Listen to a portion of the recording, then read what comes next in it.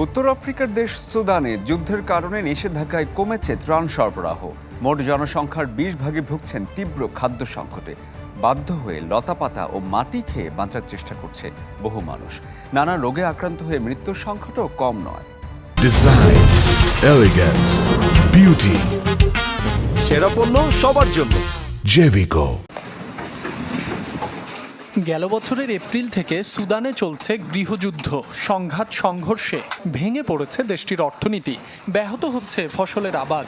ফলে তীব্র খাদ্য সংকটের দ্বারপ্রান্তে আফ্রিকার দেশটি। সেনাবাহিনী ও আধা সামরিক মিলিশিয়া বাহিনীর মধ্যে চলা সংঘাতে নিরাপত্তাহীনতায় কৃষিকাজে ফিরতে পারছেন না কৃষকরা। এক বছরের বেশি সময় ধরে চলা সংকটে দুর্ভিক্ষের সম্মুখীন দেশটি।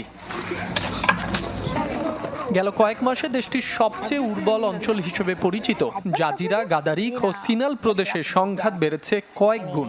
পুরো দেশের খাদ্য চাহিদার বড় অংশ পূরণ হয় এসব অঞ্চল থেকে। দীর্ঘ লড়াইয়ের প্রভাব পড়েছে ফসল উৎপাদনে। নিজ জমিতে ঠিকভাবে শস্য উৎপাদন করতে না পারায় কৃষকদের চোখে মুখে হতাশা। সংঘাতে জড়িত দুই পক্ষই নিজেদের নিয়ন্ত্রণে থাকা এলাকাগুলোতে ত্রাণ প্রবেশ করতে দিচ্ছে না, যার খেসারত দিচ্ছে কৃষিকাজে নিয়োজিত মানুষগুলো। দেখা দিয়েছে খাদ্য নিরাপত্তাহীনতা। এভাবে চলতে থাকলে চাহিদার তুলনায় কম ফসল উৎপাদনের শঙ্কা করছেন সংশ্লিষ্টরা। বিশ্ব খাদ্য কর্মসূচির তথ্য মতে সুদানের পরিস্থিতি এতটাই করুণ যে সন্তানদের ক্ষুধা মেটাতে শেষ সম্বলটুকু বিক্রি করে দিচ্ছেন অভিভাবকরা। অনেকেই বাধ্য হয়ে করছেন ভিক্ষা। সব মিলিয়ে দেশটিতে মানবিক বিপর্যয় ঠেকেছে চরমে। মাসুম রাব্বি, চ্যানেল 24।